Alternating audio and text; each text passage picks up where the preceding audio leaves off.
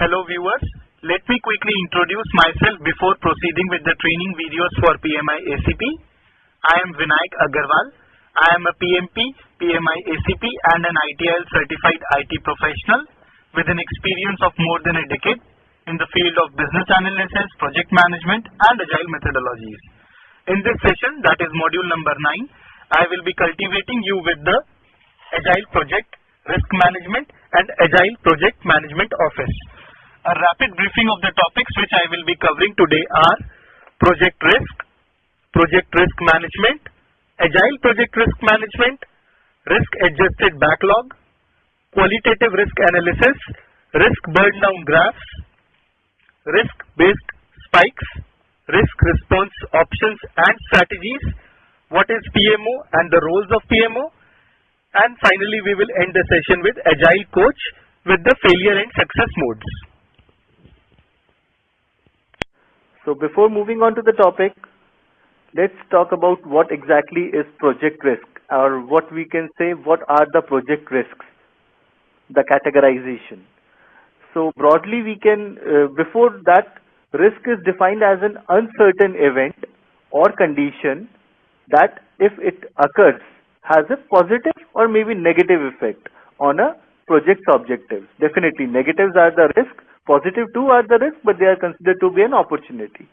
So risks, if you talk about in general, it contains 4 parameters. One is uncertain event, one is positive or negative effect, which is the attribute, and finally the project objectives are at stake. Definitely the objectives of the project might be are on the stake, either from the business perspective, from the strategy perspective, from the KPIs perspective, from the health perspective, or any deadlines, deliveries, quality. So categorization of risk might be in a technical. Risk can be technical, can be external risks also, which is definitely not dependent on directly dependent on you, but maybe external factors influence your deliveries, qualities, organizational risks, and project management. Briefly talking about all of them is technical, might be requirement specific, technology itself, complexity of the technology or the interfaces, then performance or reliability, and quality. The parameters for external one are, or you can say the examples, subcontractors and suppliers, definitely they are external entities. Regulatory, again external. Market, customer, government laws, or weather conditions. When we talk about the organizational risks, they are project dependencies, outbound, inbound components, resources, maybe human resources, your infrastructure, funding, money definitely, prioritization, I mean to say prioritization of the projects. Might be the organization is more prioritized towards this particular project A, and probably not have a lesser impact towards the project B. So project A is more important. Project management, which includes the estimation, communication, planning, controlling and monitoring, and closure too.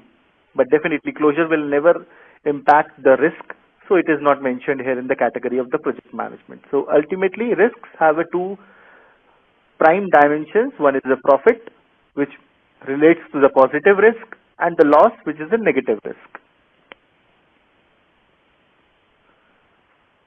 When we talk about a risk, definitely we need to manage it, and for that we have a project risk management.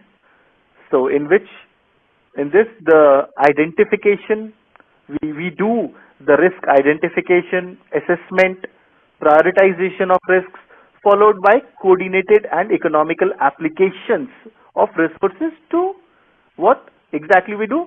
Minimize, monitor and control the probability or the impact of that particular risk, which is an unfortunate event.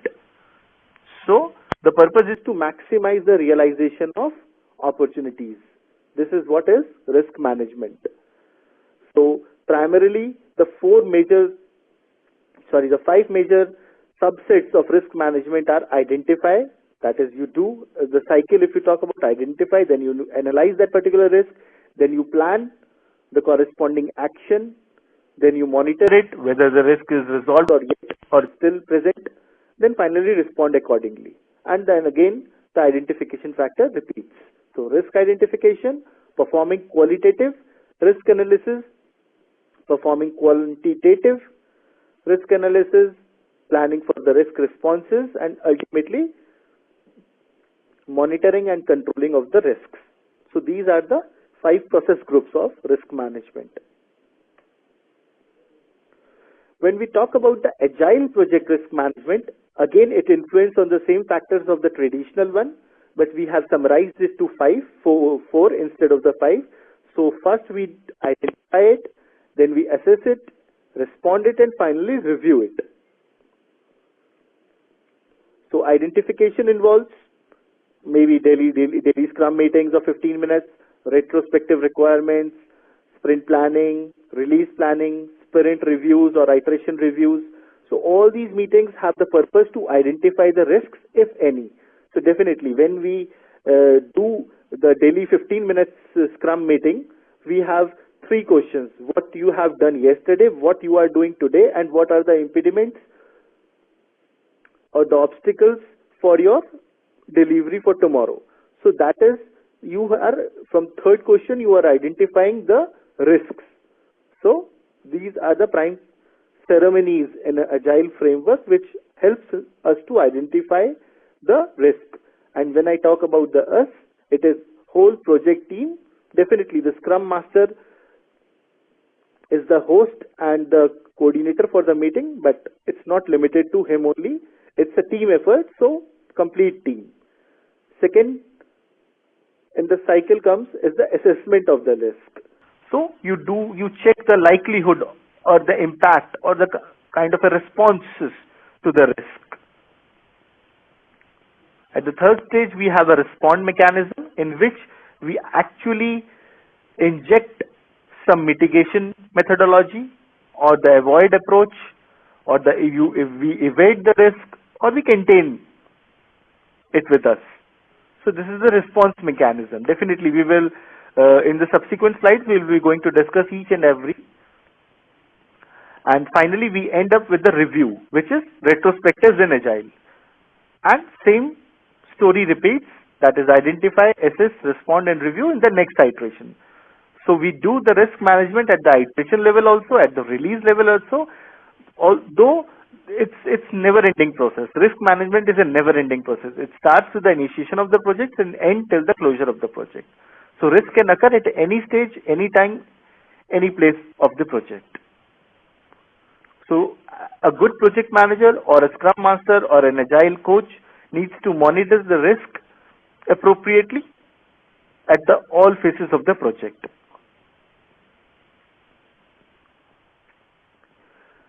Then we have a term called risk adjusted backlog. As we all know, in Scrum or in Agile, we have a backlog of all the requirements or the stories.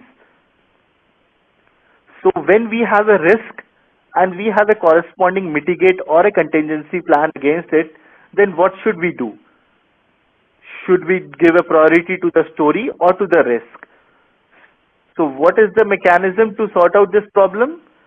We inject the risks in the main backlog.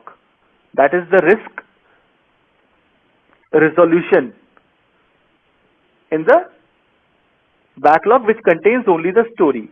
So finally we have an ultimate final backlog which contains the stories as well as the risks. And depending on the priority of the business or the risk or the story, we keep on prioritizing them. That's why we call it as a risk adjusted backlog. So a backlog which contains the risk as well, and we adjust them accordingly with the prioritization, is called as risk adjusted backlog. So a risk adjusted backlog takes into consideration the amount of risk a feature or a function, might be story, places on the overall project or a product.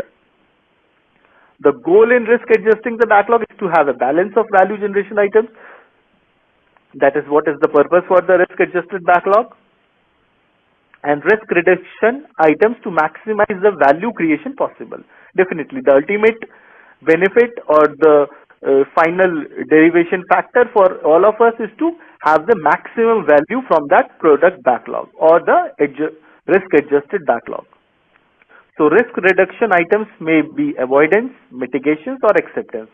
You might avoid the risk at the very instant, you accept it and you mitigate it with some mitigation plan. So on the image you can see we have a prioritized feature list which contains the business as well, stories that is, and the risks responses also. And we took the initial 3 subset in our first iteration. So iteration features are this one, and we go through all the cycles, that is plan and develop, evaluate, learn, and finally to the new functionality. So we repeat the same task so as to deliver the full product or the project in iterations, and we maintain the rhythm, that is the cadence, to have a risk adjusted backlog. Every time we have a risk, just respond to that risk and have a concrete response solution, might be avoidance, mitigation, acceptance or a contingency. You inject that particular response in the product main backlog, so you have a risk adjusted backlog. In the next slide we have a qualitative risk analysis. So risk analysis might be of qualitative type or a quantitative type. When we talk about the term qualitative, we are talking about the severity, that is the probability multiplied by the impact of that particular risk. So when you plot a risk matrix, on x-axis we have an impact and y-axis we have the probability, that is the probability or the occurrence of that particular risk, chances of that particular risk to occur, and impact what this risk will impact on the overall system or on the project if it occurs. So you plot a risk matrix, that is x-axis impact and y is probability, to define that the magnitude of that particular risk, that is the severity, which is probability into impact. So it is concerned with discovering the probability of a risk event occurring and the impact the risk will have if it does occur. All risks have both probability and impact. Definitely every risk will have a probability and impact too, might be of a lowest level or maybe of a highest variant. And probability is the likelihood that a risk event will occur, and impact is the significance of the consequence of that risk event. So it's a consequence. And when we talk about the impact, it can affect any of the parameters, might be schedule, budget, resources, deliverables, cost, quality, scope, performance, procurement, communication, everything. So when you have a risk matrix ready, which is based on impact and probability, you plot a backlog kind of that is you prioritize that risk in a list format based on the numbers. So red ones on the top and green ones on the lowest. And definitely you do a next approach will be the prioritized mitigation action. You will have an action against that particular risk, and based on that you identify the Moscow, you will apply the Moscow approach, whether it should be a must or a should or a could one. Based on all these mechanisms you do, you finally have a prioritized feature risk list, and you solve or your risks on this particular list. So must will have the first to be taken action, then action one, then the must, could. So you will follow the Moscow approach. So this is what is the qualitative risk analysis. Just simply remember, qualitative means severity, that is probability into impact. You plot the risks based on the severity level. When we have risks, definitely to monitor it on a regular basis, we need some mechanism, or you can say the visual graphs, Burndown graphs, to monitor the risks. So this is a straightforward adaptation of an older technique of measuring risk on two axes. One is impact and the other one is probability. using arbitrary units and then multiplying the two values together to arrive a single quality to use to compare risk against each another. So it's a relative comparison of all the risks. So once each risk is quantified, summing these values leads to the overall risk exposure. So based on this burn-down graph, you can simply identify what is the current health of the project in terms of risk management. So it's a perfect example of risk exposure per sprint, this image.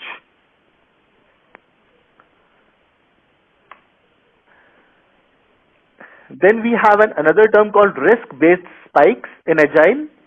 A spike is nothing but a time-boxed exploration of a feature. So kind of a demo or issue that is not clear enough to quantify. Risk-based spikes are used to explore a risk so that it is clear enough to make responsible mitigation plan. So in nutshell, what is it? You do a demo or kind of a replicate a risk or an issue to plan the mitigation or the response in a better way, a kind of an prototype on a minimal magnitude. So spike solution, we perform small isolated experiments when we need more information. A spike solution or a spike is a technical investigation. You don't have the solution to you, assuming to the large picture of the risk. You are replicating the risk on a lower magnitude and then injecting the technical solutions to have an investigation over to that. So that what is risk-based spikes. So it's a small experiment to research the answer to a problem in nutshell. In the next slide, we have a risk response options, what we have discussed in our earlier slides. So we have primarily 4 response mechanisms so as to handle a risk. One is avoid, that is avoidance, which means eliminate the cause of the risk. Then we have the mitigation, which means reduce probability of the occurrence. Then we have the transference, in which we have the third party insurance or we outsource so as to transfer the risk to the third party. And ultimately, if none of them work, we finally accept that risk. So accept and communicate to the stakeholders. So this is what is the risk response options. And if you plot it over the business value retained, then definitely avoid is the most preferred one, best one, and the worst one will be the accept. So definitely, if you accept a risk, it would be the worst case. And reduce is a balanced one, which is a mitigation.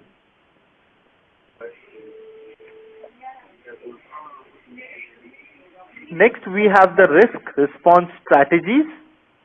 Again, the same words in a different framework. So we have terminate as a risk response strategy. Second one is mitigate.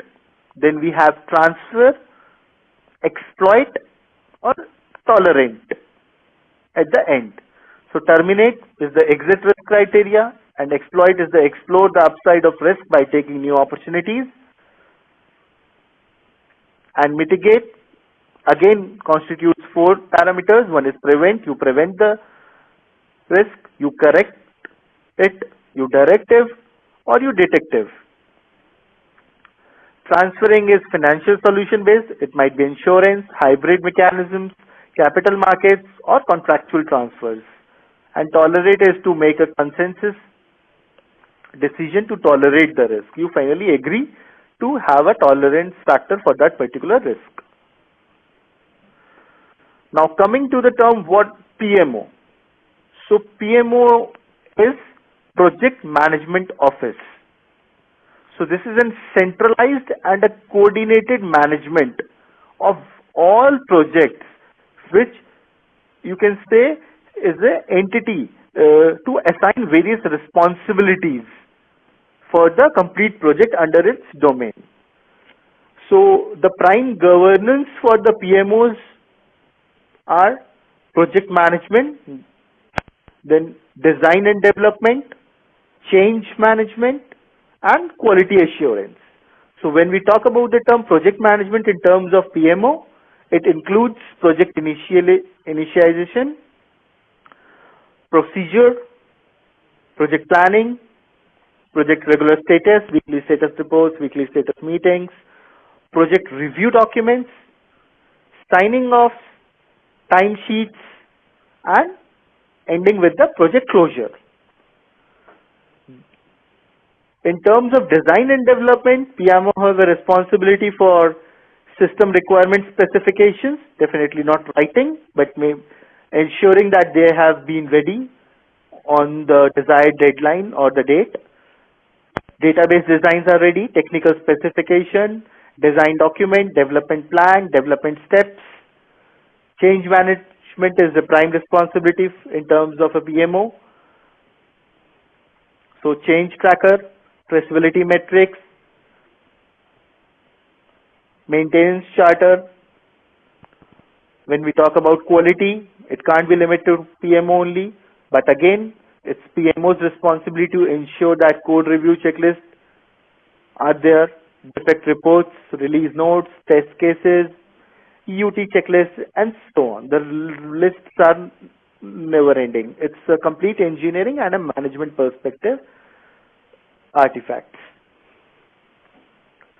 So primarily, if you see in the traditional project management, so PMO flavors in project policing, project support group, and project consulting. But what is new in Agile PMO is that it surpasses all these traditional flavors of policing, support group, and consulting. It enhances this terminology to have the new roles called facilitator, a teacher, coach, mentor, conflict navigator, collaboration conductor, and a good problem solver. So these all are the prime responsibilities for a PMO in Agile. So standards, policies, training, resources, processes, definitely they are in the bucket of PMO, but Agile more focuses on facilitation, teaching, coaching, mentoring, conflict resolution or a navigator, then a problem solver, and finally the collaborative approach to conduct the collaborative approach. So when we have the term Agile Coach helps you deliver the good for your clients. They play the below roles. All these roles are played by the Agile Coach. So an Agile Coach can be a consultant, a good trainer, mentor, coach, mediator, facilitator, motivator, conflict negotiator, and so on. These all are the prime responsibilities for Agile Coach. Now, when we have an Agile Coach, we have few modes for them. One is the failure modes and few are the success modes. These are important for the perspective of examination, that is PMI-ACP. So request you to please go through these terminologies. You might need to memorize them or to understand. It's up to you, because few terms you might need to memorize it, but definitely the meaning should be well understood. So quickly look at the failure modes for an Agile Coach perspective. So these are by the term failure modes, these are the causes which cause an Agile Coach to have a complete failure. So if an Agile Coach is playing the role of a spy, a seagull, opinionator, admin, hub, butterfly, expert, or a nag, then definitely the purpose of the Agile Coach is not solved. It's a failure mode. You can look onto these terms in detail in the lines which I have provided. So quickly have a buzz to these lines. The spy spends just enough time observing the team to pick up topics for the next retrospective and then slinks off into the night. Definitely it's not recommended in Agile Coach as a role or a responsibility. Then seagull swoops in at stand-ups, poops all over the team with well-intentioned observations or advice, and flies away again. The opportunator express opinions often. So as the name suggests, express opinions, opinionator. The admin undermines team ownership by becoming an unnecessary middleman. So we are avoiding middleman in Agile. The hub act as a central of the universe for communication. Definitely teams can interact themselves face to face. No need of a communicator in between. The butterfly approach, the expert, or finally the nag, which keeps on reminding you. So all these are the failure modes. So what are the success modes in Agile?